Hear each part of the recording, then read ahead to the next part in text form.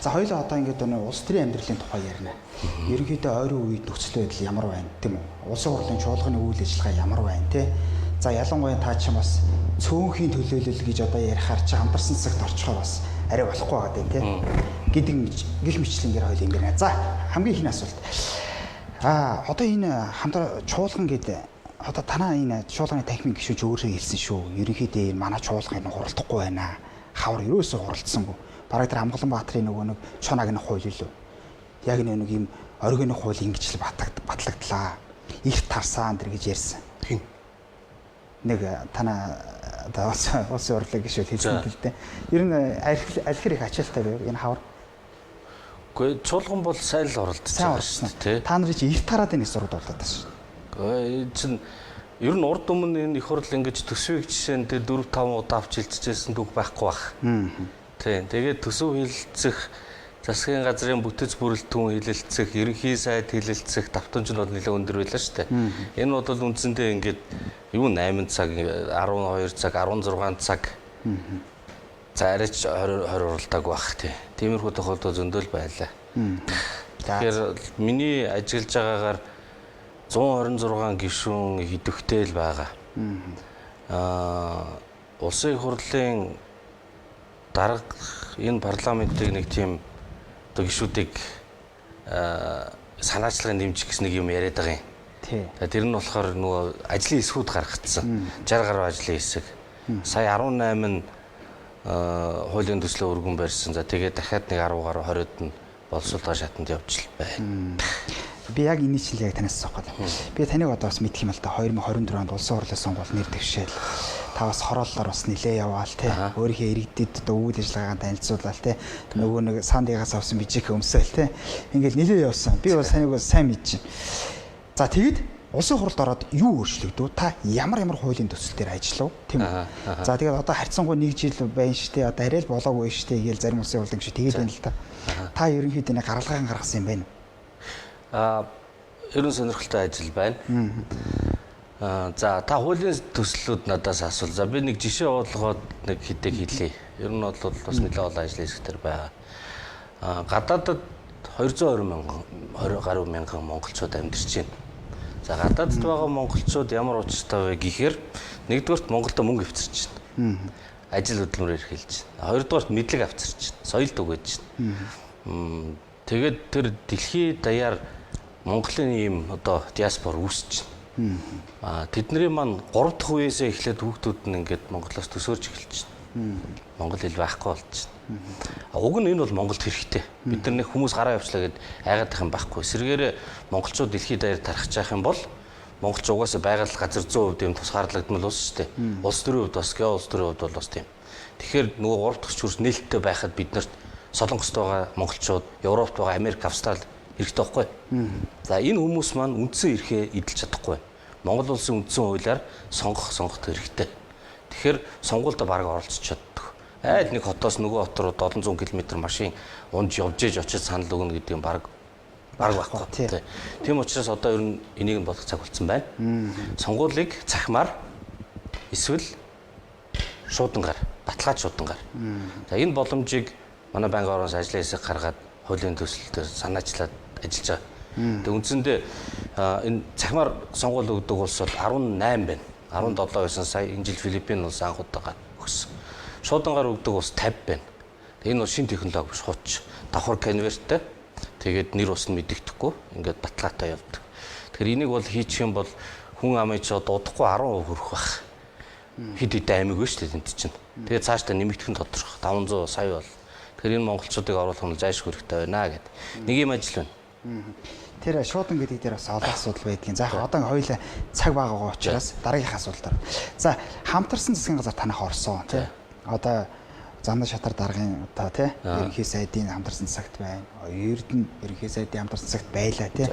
Анх ороход ер нь таны бодол яг юу байсан бэ? За би бол таны тойргоо сонгосон гишүүн гэдгээр асууж байгаа шүү. Тойргоо сонгосон гишүүд бол харьцангуй үзэл бодолтой байдаг л да.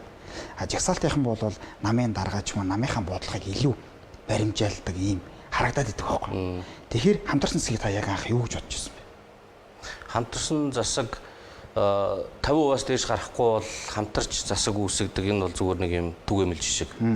Гэхдээ Монголын хувьд бол хамаагүй бид нар ингээд одоо доктортой явах гэж байгаа том төслүүд хэрэгжүүлэх гэж байгаа учраас бүгдээрээ нийлчихье гэсэн логик анх танилцуулж тэгээд нөгөө том намаас бусад нам руу урилга явуулж ингэж хэлсэн шүү дээ тийм. Надад бол ойлгомжгүй байсан.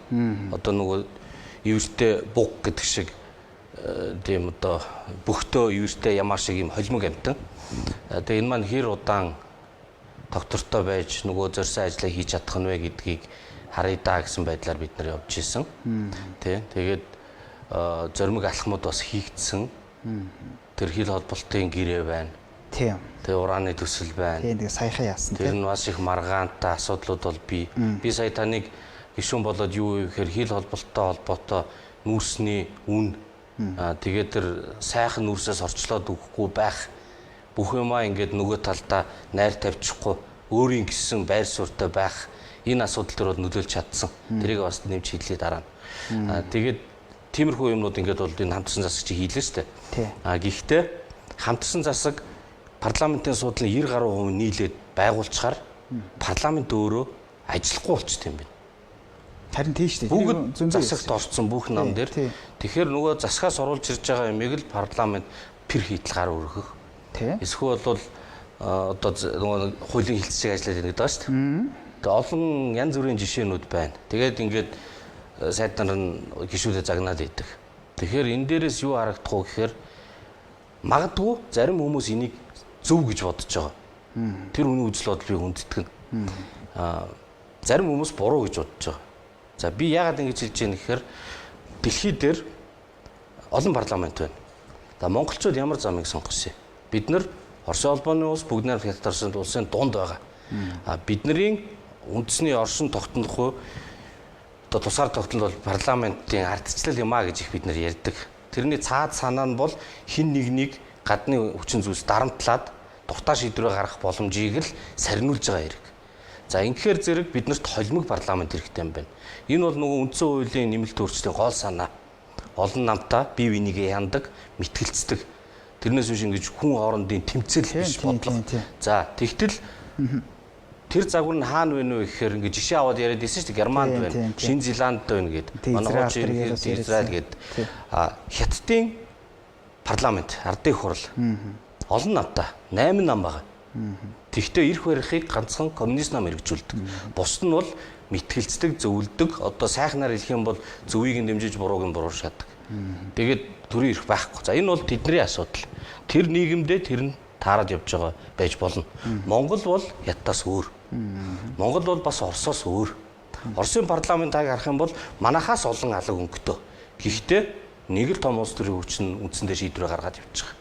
За бид нар Европын загвар, Шинэ Зеланд, Израиль юу гэдэг ингээд олон намтай байя гэж ярьсан. Тэнд болохоор 50%-аас илүү гардаг нам гэж алгаа. Хамгийн ихтэй 30% л бай. Тийм учраас бид нар чинь ингээд хэсэг хэсгээрээ бөөгнөрөөд засгийн газар үүсгэж явдаг. Бид нар болохоор зэрэг 50 гарсан мөртлөө бүгдийн цуглуулад 90 гिचгээр парламент ажиллагаа болчихж байна. Тэгээд эвгүй шийдвэр гаргаад эхэлж байна. Миний хувьд имзгэлсэн хамгийн их зүйл би бол зөндөө ярьсан. Тэр болохоор том мега төслүүд хэрэгжүүлнэ гэдэг их тийм одоо бадрангүй. За тэгээд тэр нь зарим нь бол үйлдвэр, станц, хүмүүсийн амьдрал, эдийн засгийн холбоотой хэрэгтэй зүйлс. Зарим нь болохоор уулан доогуур нүх гаргана. Нүхнийхээ төгсгөл дээр аюул гой том ордон барина. Тэгээд тэд нар бол асар үнэтэй байхгүй. Эдэн 100 тэрбум төгрөгийн асуудал. Тиймэрхүү төслүүд ингэ явж байна. Их хөөсөрцөн. Тэгээд тэр бүхнийг заавал хэрэгжүүлэх гэдэг. За тэгээ ингээд манайх чинь нөгөө бүсүүттэй болсон шүү дээ. Тэгэхээр тэр гişүүд чинь бас бүс дээр нэг юм хийхгүй бол одоо эдийн засаг хэцүү болоод 28 он яах вэ гэд. Тэгээд ерөөсөө жичрээл дид бүтцэнэ тэр юмнууд хийн. Мөнгө байхгүй. Нүүрсний унцлаа. Тэгээ яах вэ гэхээр тэгвэл ашигт малтмлын ордуудаа баартерт чи гэдэг мэрэгэн санаа гаргаж ирж байгаа. За тэр баартерын санаа нь хаанаас орж ирсэн гэхээр нөгөө хил холболтын төмөр замыг байгуулахын тулд бид нар нүүрсний хөнгөлөлтөө үнээр гэрээ хийсэн тохиолдолд байгуулна гэдэг үндсэндээ нөхцөлийг бол нөгөө худалдаа авах талаас тавьсан. Тэр нь бас сайн хэрэг. Гэхдээ үнэн дээр бид нэр тохирох хэрэгтэй тийм. Тэгээ энийг зөвхөн биржээр худалдаална гэдэг дээр өөрчлөлт оруулад одоо уурхай ам дээрээс худалдааж болно гэдэг зүйлийг оруулж ирэх гэсэн байхгүй юу?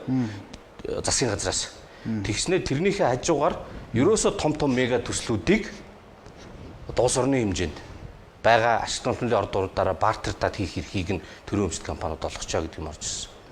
Тэгээ энэний үндсэн дээр юу болох вэ гэхээр нөгөө уулан доогоорх нөх гой барилга тэр орон нутагт байгаа үлгэрийн төслүүдийг чинь ашиг томтны ордуудаараа бартертаад хийх нэ. За тэгэхээр зэрэг тэнд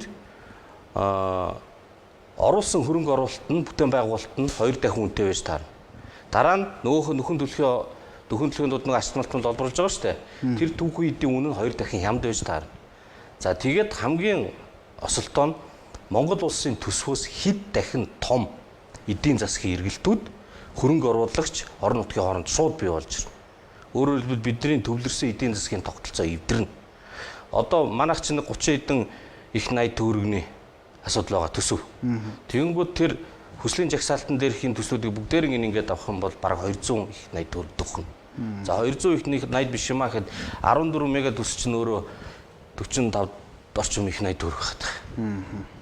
Тийм болохоор энэ бол хитрхи одоо хамтаараа бид нар одоо эдийн засгаа хөгжүүлэх гэж байна гэд дэлхийн ертөнцийн хямнаас ийм үед чичрээд тэгээ бартерын юм юмнууд оруулж ирээд улсынхаа эдийн засгийг олон толгойтой болгож хаяад бүсчилсэн улс шиг юм руу оруулах гэж байна. За энэ бол ингээ уул уурхаан биржийн тухай хууль дээр энэ залд орж ирсэн. Дараагаар нь бүр шууган болоо засгийн газар татаад авсан. Тэгвэл дараа нь өөр санаачлагаар бас гарч ирээд байгаа. Тийм болохоор би бол дүгнэлт хийх. За нэг парламент ажиллахгүй байна. Хоёрт хитрхи бяртаа байна. Хитрхи одоо аюултай зүйлс хийх гэдэг нь Монголын нэгдмэл улсыг эдийн засгийн хувьд олон толгойтой болгох. Тэгээд явж тэр хөрөнгө оруулалт хийсэн одоо тэр нэг хэсэг одоо бүс нутагт улсын төсвөөс хэд дахин том эргэлт үүснэ. Мөнгөний хүүсэр хаанаас ирэх вэ? Тэрний бодлого явна. Хиний технологи одоо материалаар хиний ажилчид яаж одоо бүтээн байгуулалтаа хийх юм. Дараа нь тэрийг нөхөх уурхаа дээр хиний техник, хиний камп, хиний хоол ингээд шал өөр зураг харагдах байхгүй юу. Тийм учраас бид нар ер нь манай үндсэн хуулийн тодорхойлтууд бий, нэгдмэл улс бий, энэ бол зарчмын асуудал. Тэгэхээр ер нь бол бас нэг солих цаг нь болсон юм байна даа л гэж дүгнэсэн. Тийм та чи их зөв ярьлаа шүү дээ сая. Би одоо таныг одоо энэ эрх баригч намын гишүүн одоо яг эрх барьж байгаа одоо намын одоо тий бас нэг төлөөллийн нэг субъектийн нэг гишүүн гэд би ч одоо таныг арай өөр юм ярих болоогүй төсөөж ил. Хоёр одоо нэг намын дараагтаа загнуулах байдаг гайг байгаа. Дөржин дарга таныг одоо ингэж ярьлаа гэд гайг үздэй. Бид нар чинь одоо нам чинь нөгөө бодлогын мөрийн хөтөлбөртөө. Мөрийн хөтөлбөр дээр байгаа залтуудаа хэрэгжлэхийн төлөө ажиллана. Тийм биз? Тэгээд тэр хэрэгжүүлэхийн төлөө одоо тэр цахим хөгжил, боловсрал, гадаад байгаа монголчуудыг дэмжих асуудал, эдийн засаг, энэ хийж байгаа үйл ажиллагаанууд, орцсон байгаа ажлын хэсгүүд, жишээ нь би тэр хэвлэл мэдээллийн эрх чөлөөний сайжруулах, эрх зүйн орчныг сайжруулах ажлын хэсэгт байгаа. Энэ маань бас л мөрийн хөтөлбөрт байгаа залтуудтай холбоотой. Энэ хамтарсан засгийн нэг давуу тал нь баах мөрийн хөтөлбөрүүдээ ингэ цуглуулж авлаа шүү дээ. Тэгэхээр энэ ажлаа хийх нь нэгдүгээр чухал. За тэр нэг тодорхой асуудал дээр байр суурийн зөрөө байх бол байх л асуудал. Байдаг л асуудал гэж байна тий. За ер нь шүү дээ. Та одоо Наранбаяр гишүүн та хоёр тойргоо сонгогдлоо шүү дээ. Наранбаяр гишүүний асуудал одоо гэл өнөөдөр ингээл хэвлэлээр яваалаа тий. Үнэн худлаар мэддэхгүй нэг юм явуулчихлаа. Нэрийн танд сайдуулъя гэсэн санал ер нь танаа намаас ирж ирсэн. Саяны удаа ч юм уу альсгүй дараагийн удаа за золж ярахлаа сайдуулахыг бол та хоёр нь яах вэ? Би улсын их хурлын гишүүн. Тий. Улсын их хурлын гишүүнийхээ ажлыг хийж байна. Сайдын талаар бол юм бодоогүй байна. Бодоогүй. Миний хувьд миний өөрийн одоо нөгөө таата байрлал бол улсын их хурлын гишүүн. Миний зорилго хүсэл би ийшээгээ орж ирж хууль тогтооход оролцохыг хүссэн. Тэгээд ялангуяа дид бүтэц, аж үйлдвэрлэл, эрчим хүч энэ бол Монголд маш чухал байна. Өөрийн гэсэн бие даасан одоо хөл дээрээ зогсох хэрэгтэй байна. Тийм болохоор энэ бол миний ажиллах. Тэгээд энэ чиглэлийг явуулахын тулд ямар бодлого, татварын өөрчлөлт байх ёстой. Энэ бол миний одоо үндсэн зорилго учраас их хурлын гишүүн байгаад за тэгээд инновац цахим бодлогын байнгын хороог даргалж ажиллаж үзлээ. Аж үйлдвэржлийн байнгын хорон дээр ажиллаж байгаа. Тэгээ энүүгээрээ болд нөлөөдлөө хийгээд явж байгаа гэж бодож байна. За та нэг жишээ хэлэх болохгүй гэсэн шүү дээ. Тий. Нэг жишээ хэлье. Би 12 дугаар сарын 26-нд төрсөн өдрөө тэмдэглэж байхад нөгөө хил холболтын асуудлаар чуулганд оруулах гээд эдийн засгийн байнгын ороо хуралдаж таарад тэгээд яг одоо баяр тэмдэглэж байгаад орой 10 цагийн үед 9 өнгөрөөд баха гинт ахиж очсон. Тэгээ очингуудаа яасан гэхээр замдаа лаптоп дээр санаануудаа оруулаад зарчмын зөрүүтэй 4 санал оруулсан. Тэрийг бол ер нь урд нь бэлдээд ярьсан байсан асуудал. 3 нь дэмжигдээгүй, 1 нь дэмжигдсэн. Тэр нь юу гэхээр зэрэг урт хугацаанд нүүрс нийлүүлж болно. Төмөр зам барихынхаа хариуд нь. Тэр нүүрс чинь 5-7 хамгийн сайн нүүрсийг сорцоод авчиж болохгүй.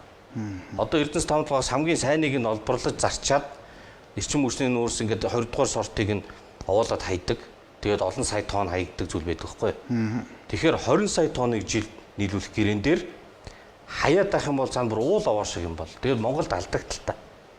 Тийм учраас хэрвээ нийлүүлэх юм бол сорчлохгүй. 3 төрлийн нүүрс байдаг. Маш сайн коксчдаг нүүрс. Тэгээд сул коксчдаг нүүрс, коксчдаггүй нүүрс, эрчим хүчний нүүрс. Энэ гурвыг уурхай геологийн нөхцлөөс хамаарат уурхаас олборлож байгаа хувь харьцаагаар нь нийцүүлж гэрээгээ хийнэ гэдэг. Энэ залтыг би зарчмын зөрүүтэй санал гаргаад эдийн засгийн байнгын орон дээр 3 нунж нэг нь арай гэж дэмжигдээд дараа нь чуулган дээр дахид санал өргөж дэмжүүлсэн. Тэгэхээр энэ нэг сонин зүйл харагдаж байгаа. Хэрвээ би төрсөн өдрөө тэмдэглээд эдийн засгийн байнгын орон дээр очиагүй бол энэ залт орохгүй. Тэгэхээр энэ улсын хурлаас гарсан чиглэлийн дагуу дараа нь Эрдэнэс 5 толгой Шинхөө Чайна энержитэй гэрээ байгуулж байгаа. Тэрэн дээр энэ баримтлагдчих. Тэгээ энэ орснороо яах вэ гэхээр хэдэн 10 хэдэн 100 сая долларын ашгийг Монгол улсад авчрна. Алдагдлыг нөхөн. Тэнд бол би итгэлтэй байна. Тэгэхээр тэнд нүүрсний технологи дээр ажиллаж исэн хүн инженер хүн их хурлд ороод ингээд ямар нэгэн байдлаар нөлөөлж болдсон бэ. Үүний чинь цаана бол Монгол улсын эдийн засаг ингээд зүйлс бий. Тэгэхээр улсын их хурл Монголд бол бас ардчлал байна. Хурл бол ажиллаж байна. Гэдгийг бас хэлмээр байна. За наасан дээр ч одоо бас зөндөө сонгуулиар ч бас ардчлал байгаа нь харагдсан. Харагдсан уу тий? Хямд хитрхи хямд нийлүүлж байна. Зах зээлийн ханшаас доогуур байна гэд. За хоёулаа энийг нэг дараа нь цаг байвал одоо яа.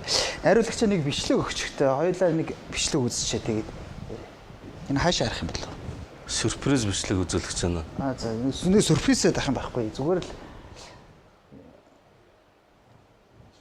ер нь бол манай нам одоо ямар ч дотоод ардчлалгүй хэдэн одоо дарга сэтэртэй хүмүүс нь хамаг шийдвэр гаргадаг, хэрэгтэй үедээ гишүүдэд наалдуулдаг, хэрэггүй үедээ одоо улс төрийн хурц зүгээр хэлвэл ар өрөөс нь хутгалдаг ийм нам. Иргэд алаастай би тэр танаа намын дотоод арчлыг асуух гэдэг байхгүй. Яг уу ер нь сэтгүүл зүй бас хүний сонирхол татах шаардлагатай. Учраас ойлгож байна. Гэтэ ер нь бол хүн чинь бас эмоцтой амьд амьтэн шүү дээ. Тэгээд энэ манай мөнх соёл гишүүнийг үгэнснийхэн дараа нэг харьцуулж оройл баахан л сошиалор гүвсэн л байна лээ. Яг уу тэгээд хүний эмоц байна. Янз бүрийн мөнх соёл гишүүний тухай ярихаагүй таны тухай яриад. Танд дарамт ирж гэнэ үү? Танаа нам чинь дотоод арчил байхгүй байна гэдгийг за мөнх соёл гишүүнээс би олсоосоо ер нь танаа намын бас жирийн гишүүд нам байтхаа тэгэхээр танд шахалт ирж гэнэ үү гэж байна. Нам байтхаа гэр бүлийн дотор ойлголцохгүй асуудал зөндөө байна. Эхнэр нөхрийн хоорондын асуудал зөндөө байна. Ах トゥ нарын хооронд асуудал зөндөө байна. Улс төрийн нам гэдэг бол баахан амбицтай хүмүүс. Би ил чадна, би бол улс төрч гэдэг ингэсэн. Тэгээд тийм хүмүүс ингээд нэг дор тойроо суухаар яах вэ? Харин ч хаа очиж их ойлголцтой бас ч гэж олон жил явж ирлээ үнэн нам. Тэгэхээр тэр моментуудын нэг бас их өндөр одоо ачаалттай стресстэй ерөнхий сайд одоо энэ нөгөө солигддог шүн шүү дээ. Тийм тэр үед тэр урд нь би бас тэр жагсаал магсаал дээр нэгдээ дэмжиж явчихсан тийм ээ. 340 жил болж байгаа шүү дээ. Тэгэхээр тийм сэтгэл зүй стресс ачаал бол асар өндөр байх үеуд бол байна. Тийм тэгээд яг хуу тодорхой үе шатыг даваал гараад л явах хэрэгтэй байна. Би зүгээр би сая танд хэллээ шүү дээ. Танаа намыг би бас жирийн гишүүдтэй уулздаг тий. Би танаа намын жирийн гишүүдийг таньнаа. Дорж чамд найдлаа гант улаг гэдэг 3 хүн дээр л нэг тогтоод байгаа юм шиг л зөв би хувьдаа тийм дүгнэлтэнд хүрчээл байж байна л да. Тэгэхээр нэг хэсэг хүнээс хамааралтай болоод байгаа юм биш үү? Та хэдий ч өвгийг сонсохгүй байгаа юм биш үү? Танаа дотоод арчил байхгүй байгаа юм биш үү л гэж би зүгээр асуух гэж санаа нэм тий. Дотоод арчлууд ийм байна. бид нар дүрм зохиосон. Дүрмээ бид нар зориуд бусдын тоглоом болохын тулд нэлээд хатуу битүү хийсэн. Тэр нь яадгүй гэхээр одоо шинэ ингээд улс төрийн тоглоом биш те нөгөө нэг намын хорон дээр аль нэг дүүргийн намын хорон дээр гişүүд ийслээгээд тэгэнгүүтээ нэг хүмүүс захиалж авцраад хэдэн дөрөв өгөөд тэгээд хурал игээд гар өргөөд олон хороо ингээд даргаа сонгоо авчдаг. Тэгэнгүүт нөгөө намыг эвддэг. Хүн нам ч бас тоглоом болж эвдэрчээсэн байхгүй. Тийм болохоор шинэ хөгжиж байгаа намууд ер нь тийм тоглоомд их ороод тэгээ буцаад байхгүй болчихдог. Тэгэхээр бид нар ийм тоглоомд орохгүй. Тэр намын гişүүдийг дотроосоо шинжилдэг, дотроосоо өөрсдөө сандараа хүнээ нэмдэг. Даргаыг нь болохоор зэрэг дээд шатнд санал болгоод нөгөө хороонд баталдаг. Энэ чинь бол ингээд хаалттай гоож хагас хаалттай. Ийм дүрмээр бид нар явж ирсэн. Тэгээ энэ дүрмийнхээ хүрээнд одоо тулаанд орж байгаа учраас энэ сонгуул өнгөртөлгээд намын дарга гинсектээр илүү их онцгой ирэх өгсөн. Тэгээ энийг болохоор зэрэг харахад нэгдүгээрт дотоод арчлан суул юм шиг, хоёрдугаарт нөгөө гişүүдээс ирж байгаа таны эдэр найз нараас ирж байгаа үндсэн комментууд бол энэ. Тэрийг нь би бол зөвшөөрч байна, ойлгож байна. Гэхдээ эн чинь зориуд юм. Улс төрийн тоглоом болохгүй хувьд хагас арчлалтай хагас хатуу ингэж хийсэн. За одоо хүн нам их суралд 8 гишүүнтэй болчихлоо. Урд нь 1 байсан. Одоо бол өөр. Бид нар бас ч гэж ингээд улс төрийн зах зугаас юмд оролцоод ирэх бариад туршлага суугаад явж байгаа улс төр хүч. Тийм болохоор энэ дүрмийг одоо бид нэр өөрчлөх ажлын хэсэг гараад ажиллаж байгаа. Энийг өөрчилж нээх хэрэгтэй. Цаашдаа хэрвээ энэ нам ингээ үргэлжлээд явна гэх юм бол тэр дээр бол ажиллажлаа. За одоо хоёулаа дараагийнхаа асуулт орох төгч байна. Тэгээд энэ би нэг ийм асуумаар санагдаад байна. Та ямар чиг баримжаатай үзэл баримталтай хүн бэ? Ямар чиг баримжаа нь баруун уу, зүүн үү? Та нэг хариулаач.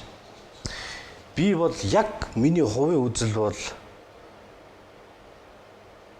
зүүн төв талдаа илүү байхаа. Ер нь төв. Одоо та санаж байгаа бол хүн нам чинь хөдөлмөрийн үндэсний нам, зүүн төвийн нам байсан шүү дээ. Тий. Би яг тэр чинь л ярьж. Тэгээ баруун төв, зүүн төв ингээ ярьдаг. Улс төрийн үзэл санаа биш үү? Одоо ер нь центризм төв рүү нэлээд бий. Тэгээд хуучны нөгөө сонгодог либерал арчилсан социал демократ гэдэг зүйлс бол нэлээд бүдгэрсэн. Нэлээд ингээ хоёр талаасаа дөрөвгөө орсон. Одоо манай намуудыг харахад жишээ нь арчилсан нам нэлээд зүүнний юм ярьдаг. Социал демократ маягийн үзэл санаа айгүй их. Тэнгүүтээ нөгөө одоо бид нар ард түмний төлөөл нөгөө нэг Монгол ардын нам болохоор зэрэг социал демократ гэдэг хэрнээ нэлээд тийм одоо хөрөнгөтний консерватив нам шиг баячууд ихтэй. Тиймэрхүү болсон байхгүй юу? Байрын солигдож байгаа утгалтад. Тэгэхээр ер нь бол орчин үед бол энэ их айхтар нөлөөтэй биш юм аа гэж би нэгдүгээр бодож байна. Хоёрдугаарт та миний үзэл санааг асуусан. Үзэл санаа би одоо ингэ дистаралаар нь хэлье. Нэгдүгээрт эрх чөлөө. Ерөөсөө нийгэмдэр чөлөө одоо эрх үзэл санаа байхгүй бол хөгжихгүй. Эдийн засагч тэр, урлаг уран сайханч тэр юу ч явахгүй. Дээрээс нь монголчуудын байгаль цаг уур дээр газар зүй дээр тулгуурсан ахуй дээр тулгуурсан соёл, хэл, генетик энэ бол өөрөө тэр чигээр эрх чөлөө нь үүссэн. Тэгэхээр нэгдүгээрт эрх чөлөө, эрхэмдээд. Хоёрдугаарт нь за эрх чөлөөтэй байж ээж гой хөгжих юм бол эрх чөлөөг яаж хангах вэ? Эрх чөлөөг хангахын тулд нийгмийг тэр чигээр нь хяналтгүй ажих юм бол хүн өөрийнхөө байгдынхаа натураар бусдыг хянах сонирхолтой байдаг. Дарангуйлах. Тэгээд нэг хэсэг нь тасарч баяждаг, нөгөө хэд нь үгээ гүрдэг. Энэ бол одоо нөгөө 20 дугаар зууны том хувьсгал гарсан гол шалтгаан шүү дээ. Тэгш бус байдал. Тэгэхээр энэ чинь бүгдийн тэгштгэн гэдэг коммунизмын онол биш. Хүн гарааны боломжинд тэгш байх хэрэгтэй. Юу гэсэн үг вэ?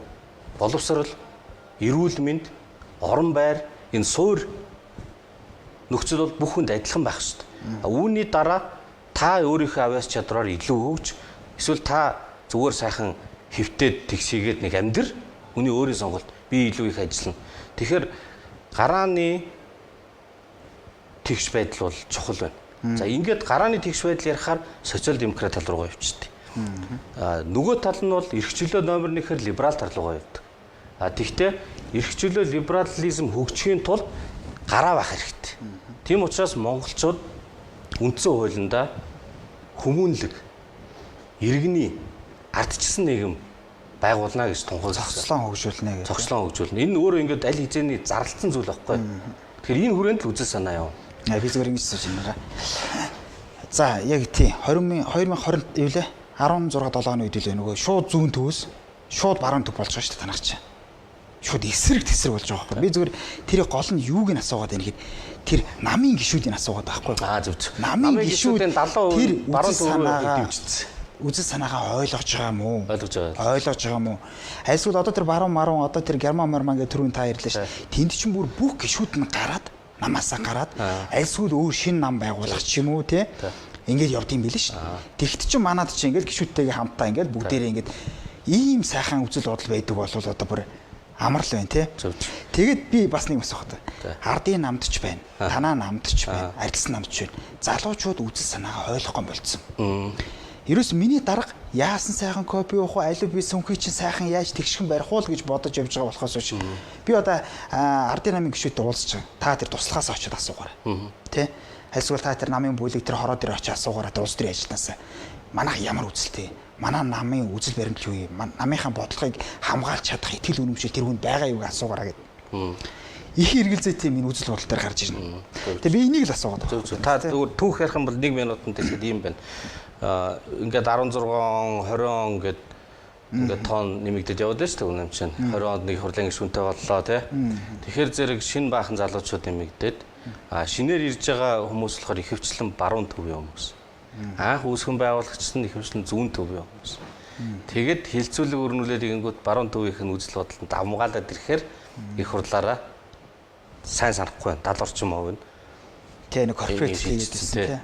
Тэгэнгүүт яг тэр 30 хэд дээр нь бол нэг хэдэн нөхдөд бид нар ингээл байж лээсэн л т. Тэгээ зааш хилччлээ окей. Зарим маань бас ерөөсө боли би зүүн төвийн дэр гэж юм яриад ярьсан шүү дээ. Тэгвэл яг хуу зорилго нь бол тэр төвөөс баруун зүүн ирбих нь ингээд нэг жоохон юуны үзэл санааны зөрүүтэй ингээл явж явах юм байна. Одоо баланс дээр нь бол Монгол ирэх ашиг гэсэн тиймэрхүү юмнууд л ярьцгаагаал өнгөрсөн үлдсэн. Тий. Тэгээд улс төрийн үзэл санаа, намын төлөвшил, докторч процесс Монголд явж байна. Тантаа би нэг зүйл дээр санал нэг байна. Холилдсон бүгдээрээ төөрөлдсөн. Намын үзэл санаанууд нь барууныхын зүүн рүү ороод, зүүнийх нь баруун руугаа ороод, зарим нь ингээд аль хэлэнд нь ороод энэ төр юм болчихсон зүйл байгаа. Дээрээс нь нам бол өөрөө бодлогын одоо баг үзэл санааны баг гэхээс илүүтэйгээр улс төр доктортой явахын тулд хань болох нөхөд эсвэл төсвөөс хамааралтай бизнесээ дэмжих бүлэг иймэрхүү зүйл их орж ирчээд ингээд холилдоод яваад байна л да. Тий одоо танаа энэ шинэ парламент нөө явж байгаа процесс шүү дээ тий. Холимог сонгуультай болоод энэ бол би энийг эрүүлжүүлэх чиглэл рүү явуулж яана л гэж бодож байна. Тий яг эрүүлжүүлэхээ явж л байгаа хлаа. Танаа танхим дотор байж л байгаа шүү дээ. Одоо тэгээд 20 жил би ерөнхийлөгчд бэлтлээ тий. Гээл зүүнний үзэлтэйгээл одоо монголчууд зөндөө ярьдсан. Зүүнний намд байсан хүн арилсан намд ороод би ерөнхийлөгчд дэвшнэ гэдээ харч бас л иргэд байтугай улсын хурлын гишүүд нь ойлгохгүй байгаа юм болов уу гэж харагдаад байна. Та ямар гişүү ярьж байгаа мэт чаас. Ганбаатар руу ярьдаг юм. Тий. Гэхдээ тэр чинь өөрийнх нь ирэх шүү дээ. Юм байгаа нэр дэвшээ. Үзэл санаа гэхээр нэг сонирн болоод байгаа. Зүүнний үзэлд байсан. За хоёул ингэ цаг үзэл санаа гэж ярьсан. Цаг байвал дараагаар улс төрийн асуудал эргээд хоёулаа орж болно. Хоёулын нэвтрүүлэг шууд явж байгаа. Тийм учраас хоёулаа Илэн даалангүй бас нэн нөгөө ингэ сайхан ярилцъя гэд. За одоо хоёулаа нөгөө ойрын үед болоод байгаа нөхцөл байдал руу орно. Түншний асуудал руу хоёул орё. Тэрнээс өмнө танаас нэг ойлголт авчмаар байна. Та хідэн одоо төсөл дээр ирнэ ажиллаж исэн бэ? Одоо энэ түншний чиглэлээр ингэж одоо би тэр Нямбатар даргын яриамэрэн дээр бүр 2 3 юм болоод таны сүулдэ байсан чи нэгээр тогтохгүй юм болоо. Мэдгүй би олон төсөл дээр ажилласан. Зэсийн төсөл дээр ажиллаж байсан. Яг түнштэй холбоотой тийм. За үгүй. Барилгын материал, цемент, цахилгаан станц. За тэгээ хүрэн нүүрс, чулуун нүүрс, кокс. Баяжуулах үйлдвэр. Тэгээ эдгээр бол тэгээ нүүрстэй холбоотой асуудлууд л да. Төлөвштэй холбоотой 2018 онд нэг юу яасан. Тэгээ нэг хилээд ирсэн нэг ажлын хэсэг эрчим хүчний яам нэгэд. Тэгээ яам дээр чи ингээд нэг би чи ерөөсөө сая 2024 он хүртэл сонгуул улсын хурлын гишүүн болохоос өмнө нэг ч удаа төрийн албанд ажиллаж байгаагүй юм байхгүй. Мэдхгүй. За тэгээ зүгээр инженерийнхээ үүднээс тэр эрчим хүчний яам дээр гарсан ажлын хэсэгт намайг нүүрс асцаацыг төдийлөд оруулсан байсан. Манай төрийнхэн чинь ингээд хүнтэй зөвшөлдсөхгүй оруулцдаг шүү дээ. Тэгээ ороод тэнд нь би ямар дүгнэлт өгсөн гэхээр та нар шахмал төлшөө хийхдээ ашиглаж байгаа мидлинг чинь үнслэг өндөртөө дутуу шаталтаа угаартуулах эрсдэлтэй муу биз. Тийм учраас нэгдүгээрт нь сайн чанарын чулуун нүрсийг иймэрхүү жижигхэн 3 см чивтэй шигшээд уутлаад ашигла. Тэгэх юм бол энэс чи илүү сайн шатна, утаа нь илүү биш харин ч багасна. Хоёрдугаарт нь торон дор үдэж байгаа нутгийг нь бөөгнүүлээд түршээ хий. Тэгвэл тэр нь мидлинг шиг өндөр үнслэгтэй биш, сайн чулуун нүрс. Ийм дүгнэлтийг бид эднэрт өгсөн. Бас нэг асуулт нь болохоор зэрэг 50 бихгүй сайдуулаад дараа нь чойж сүрэн сайдуулаад ер нь ингээл яг эрчим хүчний чинь нөгөө нүүрсний технологичтой цуглуулаад санал зөвлөгөө сонсдог л. Тэгэл үе үеийн сайд нар дээр зөвлөж байгаа зүйл одоо 20 эд оноос хойш хагас кокс хөх нүүрсэл ярьдаг болчиход байгаа. Тэрийг ингээд асуудъя. Тэгэхээр асуухаар тэр нь бол кокс гэдэг юм чинь хагас кокс гэдэг зүйл чинь илүү их агаар үлээж ээж тэгжээж ингэж гой улаас жигд утаагүй тортоггүй шатдаг байхгүй. Тэгэхээр агарын дутуу өгвөл яах вэ? Шатахгүй. Шатахгүй бол яадаг вэ гэхээр угаарын хий ялгардаг. За тэгээ энэ бол угаарын хий өсөлтөө. Хоёрдугаарт нь хагас коксыг үйлдвэрлэхэд баахан давь хими юмнууд гардаг. Тэр нь их хортой хэцүү. Тэрийг байхгүй болохын тулд шатааж цахилгаан станц өрж бол. Тийм бол хөрөнгө оруулалт нь явж өгнө. Би яагаад мэдэж ийм гэхээр 2011 онд хагас коксын үйлдвэр Дорноговь аймагт баригдсан. Дарханд нэг баригдсан, Нако Налаагт нэг баригдсан. Би Дорноговьд баригдсан үйлдвэрийн төслийн менежер байсан. Мэргэжлийн ажил. Тэгээд энэ Улаанбаатарт 2 жил хагас коксыг айлууд шатааж үзчихсэн. Та бид харуулах уу? 2-3 юм сонирхуулах уу? За энийг бариад үз. За энэ чинь шууд зүгээр нүүрс. Чулуун нүүрс. За энийг барь. За энэ чинь арай нөгөө алаг толгоорох нүүрс. Барилт хөнгөн байгаа шүү дээ. Хөнгөн хоосон байгаа шүү дээ. Энэ бол хагас кокс байхгүй юу? За. Энэ ягаад хагас кокс болсон гэхээр ингээд битүү савнд хийгэж таглаж тавьж агаад одоо инженеэр хэлэх юм бол пилет гэнэр халаацсан юм шиг юм. 5-600 градусд үйлдвэрийн аргаар. Тэгэхээр зэрэг энэ дотор байдаг шингэн тос одоо нөгөө пишингийн ханан пишин дотор энэ муухай наалтсан байдаг шүү дээ. Хар юм. Замын ар шиг юм. Тэр газ нь ингээд уурсчдаг байхгүй юу? Ууршаад үлдчихээр нөгөө шатааж ах тэр газ чинь тэр уурсдаг юм чинь ингээд тортог болж яваад утаа гараад идэг. Энэ багасчаараа зэрэг тортог нь багасчихдээ. За тортог нь багасчаар яах вэ гэхээр нефт чинь шатдаг штэ шингэн дүрс чинь. Тэрийг нь ялгаад авцсан гэсэн үг байхгүй. Тэгэхээр шатаж өгөхгүй. Шатаахын тулд яах вэ гэхээр сайхан үлээх хэрэгтэй гал. За. Одоо соролтонд ховх сорно эсвэл одоо синс минстэй яад ингэж. Тэгтэл нөгөө муу гэрийн зуух чинь олигтой татдаггүй эсвэл яндан цоорхоо ханан пишин бол бүр нэмэргүй. Тим юм дотор муу астдаг нүрс чинь угаарын хий гаргадаг. Тэгээд яндангаараа угаарын хий гаргаад гацаа гарах юм бол агаар мандалд уусаад алгуулчихна. Гэр дотор арах юм бол хүн алаад идэх байхгүй. Нямбатар дарга юу вэ нэ? Нямбатар дарга. Энэ шахмал түвш. За энэ шахмал түвш. 5 толгойн түвшийг хийсэн шахмал түвш тий. Энэ болвол жигтгэн шаталтаа ингээд тортгийг бол тодорхой хэмжээнд бууруулсан, үнэн нэг стандарт Монголд нэвтрүүлсэн. Гэхдээ энэ түвшийг нэвтрүүлснээс хойш угаарталтай тогтцом нэмэгдсэн. Хатаалт байх. Сая юугаар зөндөө ярьсан шүү дээ утааны сонсголоор. Тэгээ хатаалт бол технологийн асуудал бүр орц нь өөрөө угаараа өсгöd байгаа. Яагаад өсгөж яах нэхээр би танд одоо дахиад хэлээд dig. За чулуу байна заа юу. За ойлоо энийг чулуу гэдээ утчихъя заа юу. Энэ чулуу. Энэ нүүрс. Тэгээ үйлдвэр дээр ингээд чулуу нүүрс хоёрыг ялгахаар ийшээгээ нүүрсээ ялгарлаа гоё нүүрс. 10% үнэтэй. Ийшээ хогийн чулуугаа хаялаа. Тэгээ дунд нэг юм гарч таардаг байхгүй юу. Тэрийг нь мидлинг гэдэг. Мидл гэдэг чинь англиар дунд гэсэн үг. Дундын бүтээгдэхүүн. А энэ болохоор 25-30% үнэтэй.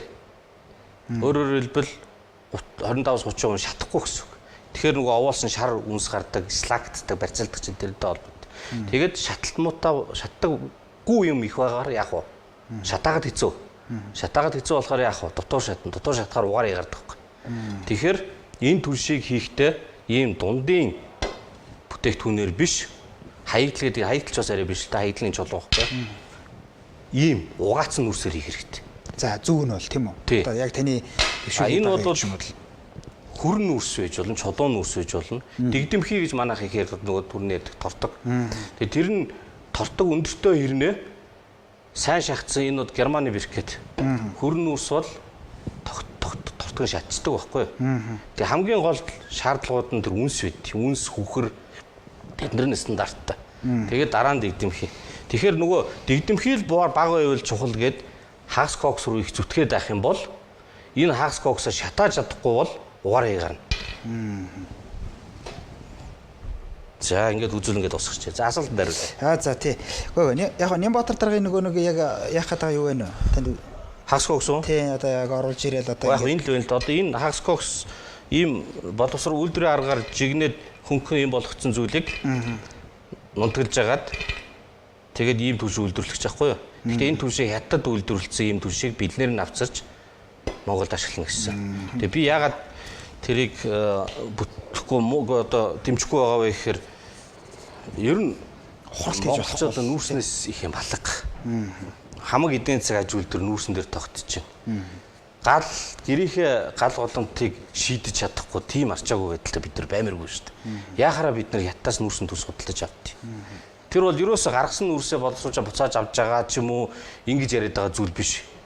Тэр боловсруулсан нүүрсээр хийсэн түлшийг гадаадаас худалдаж авах нь өөр удахгүй байхгүй. Нэгдүгээрт.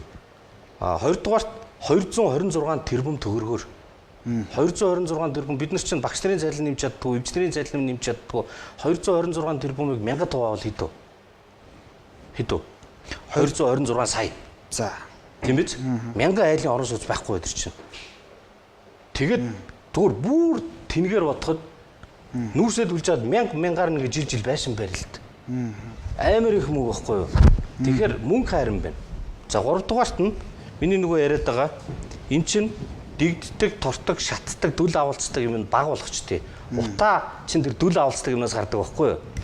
Тэгэхээр утааг нь бууруулчихаар дүл авалцдаг юм баг болцохоор дүл авалцаж өгөхгүй. Дүл авалцаж өгөхгүй болохоор муу шатахаар угаараа хий гарна. Угаарын хийг нь яндагийн сорж чадахгүй муу зуух янд нь таны бишэнтэй авах юм бол гэрлөө орж ирнэ. Гэрлөө орж ирээд хүн орддог. Олон хүн амнасаас харамстай зүйл зөндөө болсон.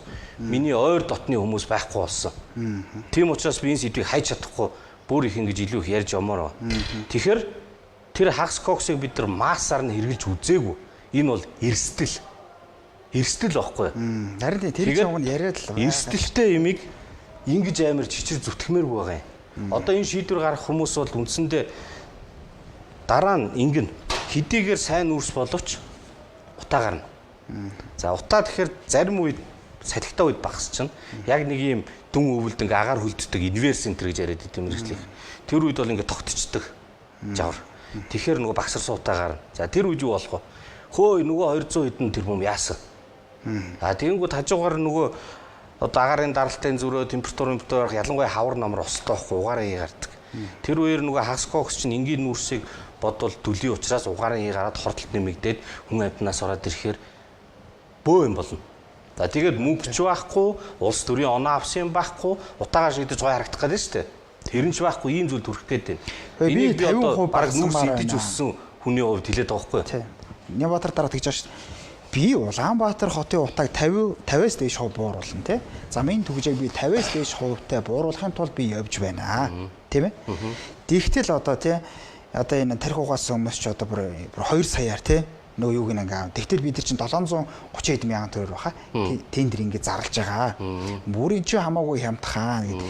Иймэрхүү юм ингээ ярьж байна л 730 хэдэн 90 нөхцлөөр гэсэн тий. Тийм бүр ингээ тээвэртэй ингээ ирээд. Тийм. Тэгээд тэндээс Улаанбаатар авчирна. Улаанбаатарт авчрах чинь тэр чи одоо за 300 мянган тонн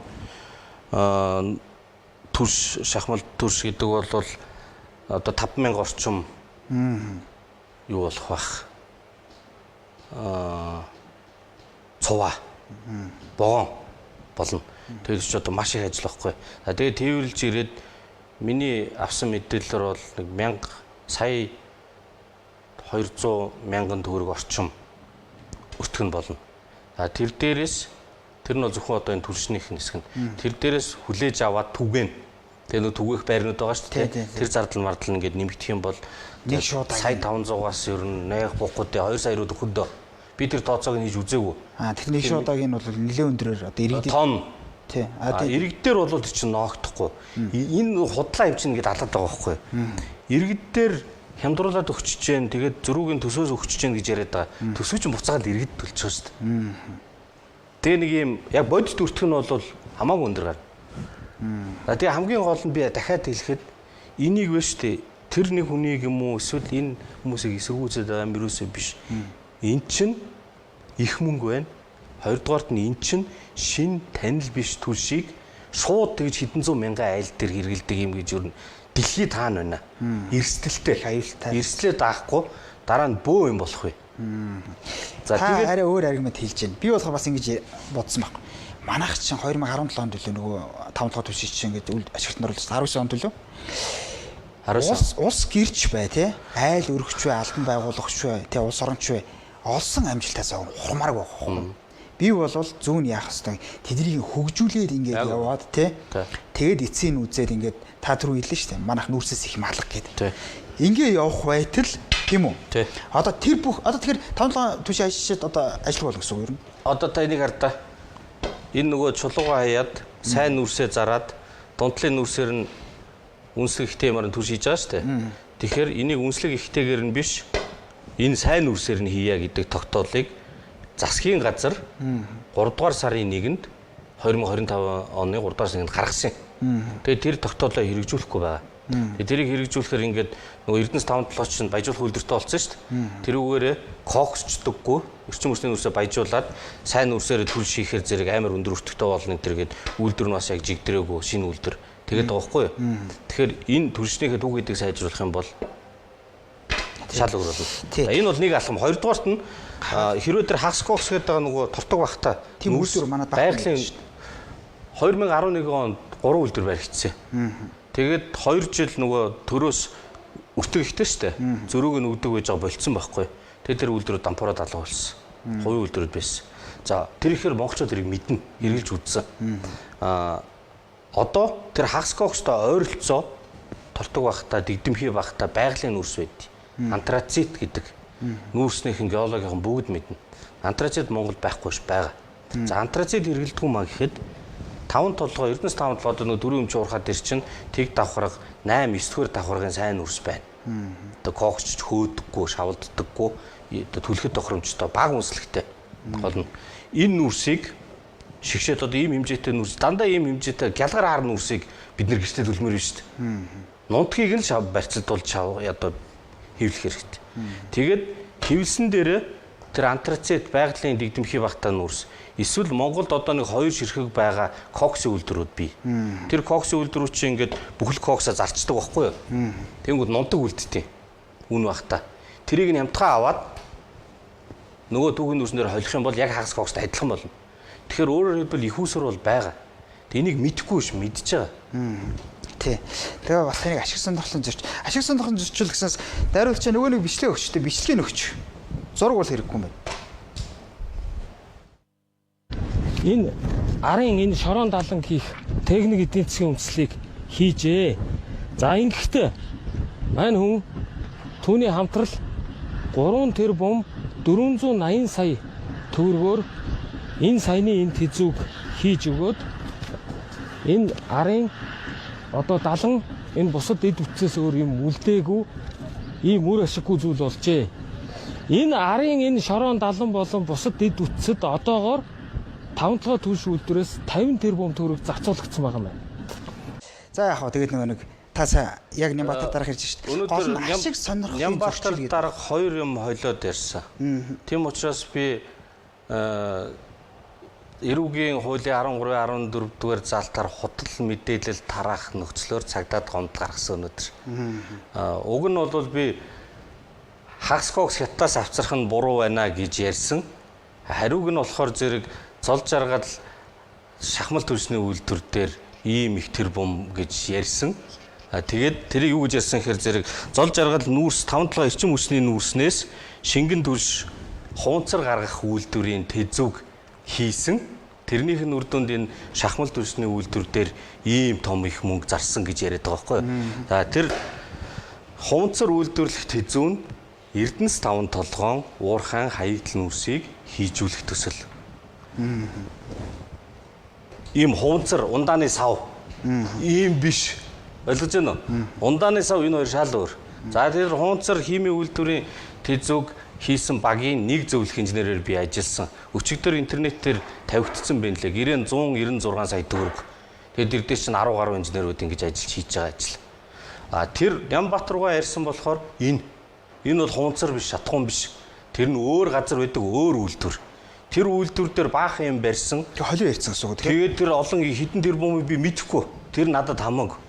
Тэгээд тийм учраас бидний хийсэн тэр нүүрс химийн, шүтээс, мүйсийн болон бусад инженеруудтай хамтарч хийсэн судалгааны ажлыг тэр хамаагүй тэр ой тонд багтмгүй олон тэрбум төгрөгтэй холбоотой шахмал төрштэй холбоотой юмтай холбож ярьсан.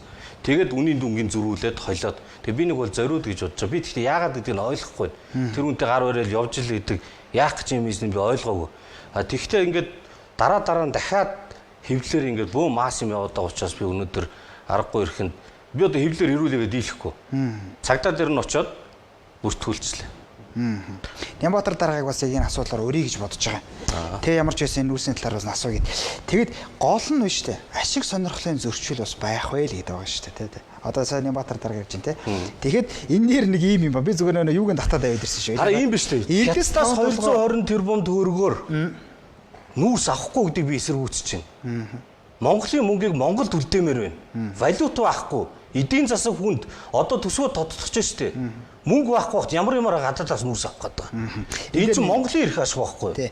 Эрдэс 5 толгой нүүрсийг одоо барьцлтуулагч шахаатаа олон жил хийсэн бизнес бүлэглүүд байдаг аа л гэж ярьсан тий. Эдрийн тий. Эдрийн явуулах ч юм уу тий. Эдрийн эсвэл ашиг сонирхол үнэтэй байхаа л гэсэн иймэрхүү бол агуулга сая Нямбатар дарга юунаас харагдав ш.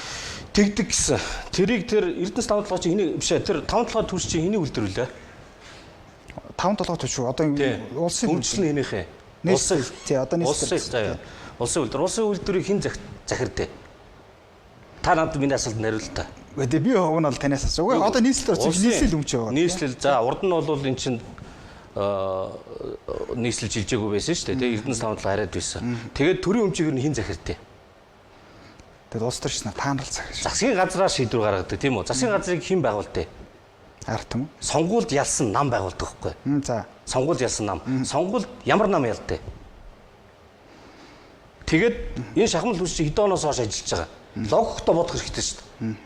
Тэгэхээр хэний хүмүүс тэнд ажилласан байх вэ? Ямар балдуусны ашиг сонирхол яриад байгаа. Монгол улс коксдаг нүүрсээ хятад руу зараад эрчим хүчний нүүрсээ хайдаг. Маш их мөнгө алддаг. Тэрийг би мэдж байгаа учраас улсын хурлд орж тэр хил холболтын гэрэн дээр нь хүртэл нөлөөлж хаяхгүй шүү гэдгийг оруулж өгсөн. Яг энэ логикоор хайдаг эрчим хүчний нүүрсийг хийжүүлж шингэн төс хунцар үйлдвэрлэж Монгол экспортлж мөнгө олох хэрэгтэй. Тэр төсөл нь шал хамаагүй юмыг хаа байсан тэр нэг болох юм бөөрнхий болсон төсөлтэйгээ холж жагаад тэр дээр сая хэллээ шүү дээ хэдэн оноос хойш хиний өмч юм чи увийн өмч биш. Засгийн газраас явдаг улс төрийн томилгоотой тэр нь мань мичиг гудамжинд биш юм да мань мичиг инженерүүдэд падлиггүй тэр улс төрийн томилгоо тэрнтэй хольж яриад байна шүү энэ хүн чинь тэгээд яриад байхад энэ пэжүүд нь сэтгүүлчт нь ямар ч зүр зарим сүлдээ ингээд Нямбатар хэлэхдээ тэгж биш өөр зол жаргалын зургийг тавьж байгаа л зол жаргал тэгжээ гэд ингээд айгуу сони юм байна. Тийм болохоор бид нар биш үү энэ ер нь жоохон зах замбраатай байх хэрэгтэй. Монгол улс төртөө байхгүй. Тэгээ миний хэлсэн анханасаа гаргасан санаа нь юу гэхээр эн чинь миний бодол биш ээ. Монгол улсын их хурл 6 дугаар сарын 5-нд тогтоол гаргацсан. Тэр тогтоолыг хэн гаргасан? Монгол ардын нам, ардчилсан нам, хүн нам, иргэний зориг ногоо нам, үндэсний эвсэл бүгд нийлж хагаад утааны сонсгол хийгээд чин бүрэн сайд ахалсан бүх намаас төлөөлөлд орсон тэд нар чинь нийлж яагаад тогтоол гаргасан. Тэр тогтоол дээр нь утаа гаргадаг түлшинд төсвийн мөнгө зарцуулахгүй гэж бичсэн. За тэгээд 5 хоногийн дараа нийслэл төлшийг хятадаас авна гэх тендер зарласан 226 тэрбум. Тэгэхээр улсын хурлын тогтоолд зөрчиж байгаа биз? За ингээд зөрчлөө болохоо байчлаа гэдгийг би хэлсэн. Тэгэхээр нэг бол та нар тендерээ цуцал. Эсвэл чуулган хуралдаад тогтоолоо өөрчил. Ингээд хэлэхээр хариуд нь бүр ингээд тис ондоо юм тэр мэрэгчнүүдийн инженерүүдтэй нийлж хийжсэн хувцрын судалгааг шахмал төрштэй холбож тэнд байсан юм дээр аваач ч нааж агаад ийм зүйл хийлээ. Тийм болохоор би одоо ингээд сошиалдоо л тэгээд араас нь нэг ингээд пэйж мэж бахан хүмүүст мөнгө төлөөд ингээд ах чинь харьцаа нь өөрсдөө хүчнээ харьцаа. Сонирхол чалга, мөнгөн чалга Тийм болохоор би цагдаа тандаа зүгээр яг ингээд хуулиараа тэргээр яваг. За энэ бол тийм нэх тийм одоо асуудалтай ч зүйл биш, зүгээр нормал. Энэ бол нэх хувь үнийн төсвийн хоорондын ч асуудал биш гэж бодож байна. Хоёрдугаарт нь ерөнхий сайдад би асуулт явуулсан албан бичгээр. Ерөнхий сайдад явуулсан асуулт ямар утгатай гэхээр зэрэг нийслэл Улаанбаатар хот үйлчлэлийн бэлтгэлийн хүрээнд тендер зарласан. Хятадаас одоо хагас авах. Хятадаас биш те, ер нь хагас авах. Тэгээ байгаа нь бол одоо ятал байгаа шүү дээ. Хоёрдугаарт нь за хоёрын гэж улсын хурлын тогтоол гарцсан энэ хоёр чондоо зөрчилдөд байна. Тэгэхээр ерөнхий сайд яах юм бэ гэж нэг. Хоёр дахь асуулт нь болохоор улсын хурлын тэр тогтоол дээр агаарын бохирдлын үндэсний хороог ерөнхий сайд ахалнаа. Байгаль орчны сайд биш гэж бичсэн. Тэгэхээр та үүний дагуу хизээ хороогоо шинжилэн зохион байгуулах гэж байгаа юм бэ гэж асуусан. Тэгэхээр энэ асуулт тэгээд байнгын хороодын хурлууд тэгээд нийслэлийн байр суурь энэ дундаас бид нар шийдлээ гаргаж аваад бушуухан ажилдаа орох хэрэгтэй. Тэрнээс биш энийг ийм хүмүүсийн хоорондын хэрүүл болгож хайрын цаг алдмаар. За ойлголоо гişүнэ. Та бүдний цаг энэ дөрөв өндөрлөө. Найруулагч ингээд тохиод энэ дуусах гэдэг.